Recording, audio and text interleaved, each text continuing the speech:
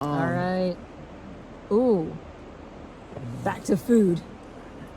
What meal did you enjoy the most? What snack did you enjoy the most? And what beverage did you enjoy the most? All right, so meal. So this is I'm gonna say the meals that we brought. Yeah. So it was probably this Norris Brothers pasta, rice side, pasta side, and it was a broccoli and chicken, and I had brought extra chicken to put in it, so it had a little bit. So that was probably my favorite meal that I personally brought, and I had that I think 2 or 3 times. The snack I enjoyed the most,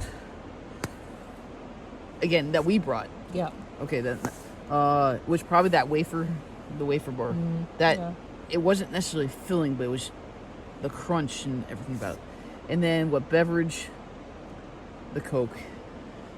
I mean, most of the places didn't have any extra beverages or anything like that, but the 3 locations that did, it was incredible. We might have doubled up a couple of days. Yeah. All right, for you. Yeah, for me, the beverage was the Fanta, because soda is okay, but I didn't want to have caffeine when we got into camp because I wanted to be able to sleep at night. I can have caffeine in the morning, but that's it. So I enjoyed the Fanta. And then the snack was my trail mix until the mouse ate it. Fit right through the backpack and got into my baggie, and I didn't realize it. Yeah, and then I ended up just throwing the trail mix out. And that was at Los Perros, so that was only night 3.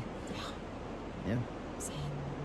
I might have eaten some of that trail mix, not knowing that a mouse had gotten into it. You're still doing pretty good. Yeah.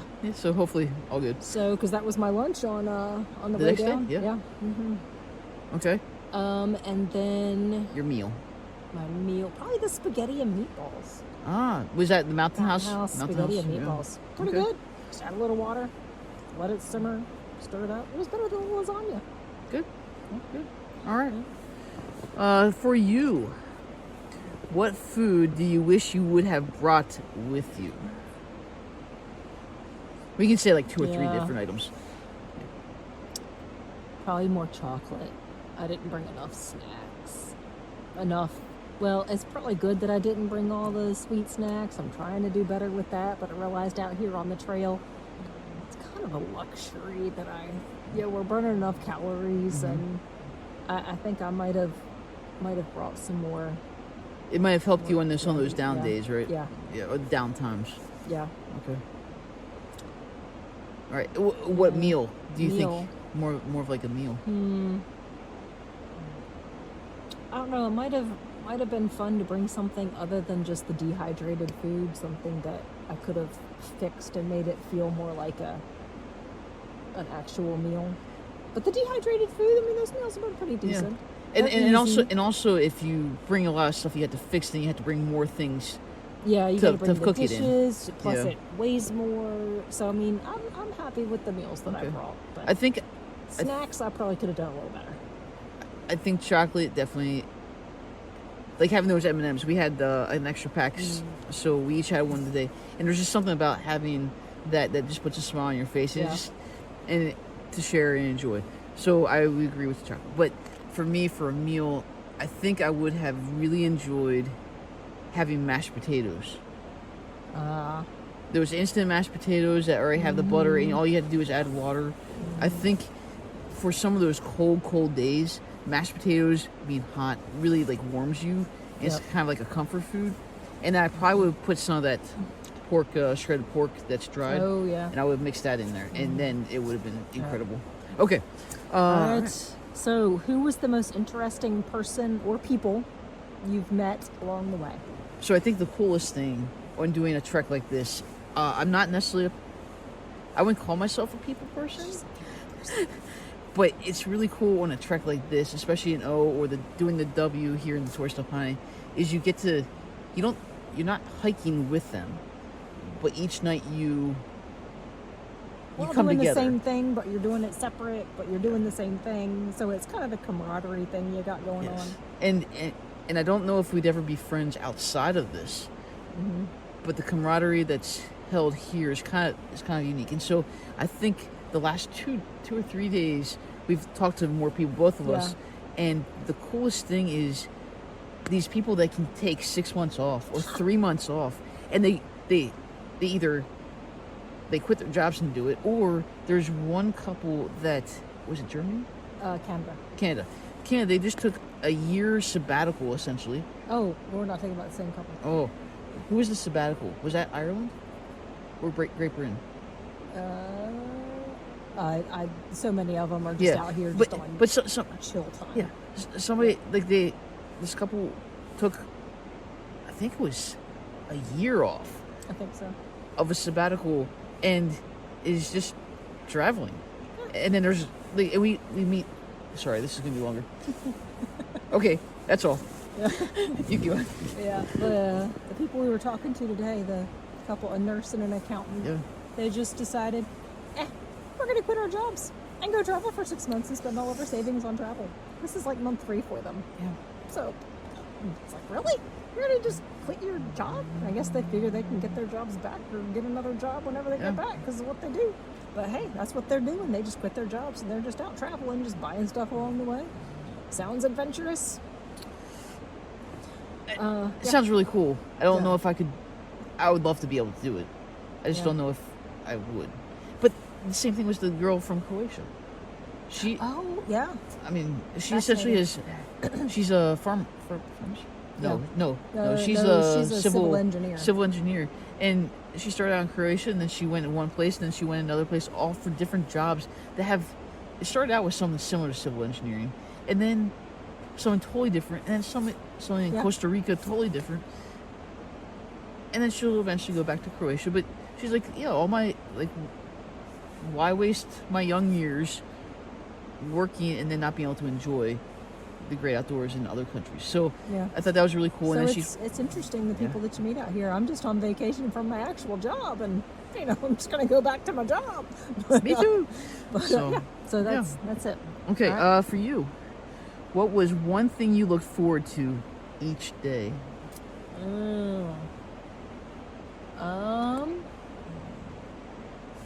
It wouldn't be taking down the tent in the dark or setting it up in the rain. It would probably be knowing that I could get a lot of praying done on the trail. Just some quiet time. Yeah. Sometimes I would get distracted by, the mud, the pain. Did a lot of, singing, just the quiet time on the trail that was away from everything. Yeah. And I think that was, I think we worked well together because there was a lot of times where we were talking, but there was a lot of times that we just gave each other that space to be able to think. And I was singing half the time in my head. Sometimes you heard. Yeah. Sorry, sometimes it came out of my head. But yeah. So don't read her mind. No, I just think out loud sometimes. But and so I would, along the same lines, I really enjoyed that each morning we'd start off with prayer, to start off the day, and we pretty much messed up day one. Yeah, we did. And then I realized, oh my goodness, we didn't pray. And that was after after some major complications happened. But and I would say that our prayers didn't necessarily get answered exactly how we really wished they would, because there was quite a few days we prayed that there would be no precipitation, and that really never happened until today. But God was listening to us. God was listening to us, and we know it, and I think it made us better. And it's going to lead into another question coming up here. So, what did you learn about yourself from this experience? That while I love to do a lot of things by myself, I love to go hiking by myself, I love to go camping by myself, I really, really appreciate having Bonnie with me. To be able to share an experience and be able to share some of those wow moments. Like, there's things that she picked up before I picked up, and vice versa. Or just to share in some of the incredible beauty that you're going to see pictures because if you're watching this, you're probably going to see pictures too. You're going to see pictures and you're going to be like, oh, wow, that was a beautiful picture. But that picture is still not able to provide Just the wow. the sheer, like, awe-inspiring greatness of our God. Yep. You know, like, yes, the picture is beautiful, but it's not being there in the moment. So I think that's it for you. So for you, what did you learn most? It was it's probably a very humbling experience. Just that I couldn't just zip on up the trails like I would like to. Had the pack on my back. Yep. Not used to that. And as many miles as we walked each day, not used to that. I can run, but I'm not as in good a shape as I thought I was. But I learned that when I am weak, which I was weak a lot on this trip, then I am strong because God is with me and He can help me to just keep going. One step in front of the other. Yep. And I think that there's at least 2 days it just seemed to drag, and it was just trying to put one step in front of the other, and knowing that that one step is still getting you closer than stopping and feeling sorry for yourself. Mm-hmm. Yeah. All right, for you, I'm glad you're getting this question first. Okay. All right, and maybe what we should do is one each, Okay. and then for three. Yeah. So All right. the question is, what 3 life lessons did you learn along the way? And what is one way you will apply one of them in real life? And let's hold that last one until the very end. Okay. Let's just do what life lessons have you learned? We'll do Alright. 3 back to back. So probably the first one is that even though you can't always see the trail in front of you, you can see the next 2 steps, and that's all you need to see. You know what the destination is, as long as you know where you're going, even though you don't know exactly how you're going to get there. God will reveal the steps that you need so that you can just keep going. Yeah. Just one step at a time. Sometimes you can see 10 steps ahead. Sometimes you can only see 1 step ahead. But you can always see where your foot needs to go next. Even right before you put your foot in the mud puddle. Sorry. Yeah. Yeah. Okay. So for me, first one would probably be that kind of what we just said, though, is God's never asked you to take. God never asked you to do everything all at once. Mm. It is one step in front of the other, kind of like yours, but in a different way. Like, it is one step in front of the other. He didn't ask you to. When He says wait on Him, it doesn't mean that you're stationary. It means that you are actively waiting on Him. And that means you need to kind of continue to move, but it's one step in front of the other. He's not asking you to run necessarily all the time. Mm-hmm. He might, but it's to move in the way that He wants you to in that timing. And so kind of marries with yours. Yeah. But He's not asking you to do the whole entire O circuit now. Right. Ours was over 8 days. It Yeah. could be, so just one step in front of the other. You can't, if you look too far out, like when you started, did you really honestly think, oh, this is going to be easy, we're just going to get it done? No, it's a little daunting. One step in front of the other. All right, life lesson number 2. You don't need Wi-Fi to be happy. Yeah. All right, You can just, good. Enjoy the great outdoors, and I, miss being connected to the family. Yeah. But sometimes it's nice to just disconnect and let your brain just relax Yeah. without all the clutter from the phone. Silence. You need silence to really think and contemplate, and to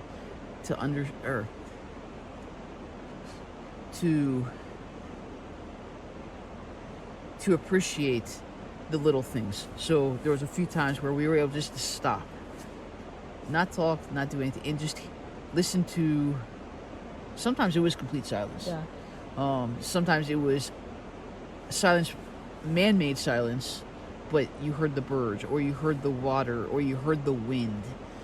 the wind a lot. Yeah. And so, not be in such a rush that you miss that silence, the still moments. All right, life lesson number 3. I feel like this keeps on slipping down. I'm sorry. T-shirt's kind of wimpy. So it gives me time to think. Yeah, I'm trying. All right. It's not. It's a little crooked, but yeah, this is not working that well. There. Okay. We're now back. Kind of sunny. Should we get some light? Ooh. Oh, this is another. Where's Just hold it. Just hold it down. So this is another luxury item. Yeah. This little lamp, and blower. Yeah. Let's see.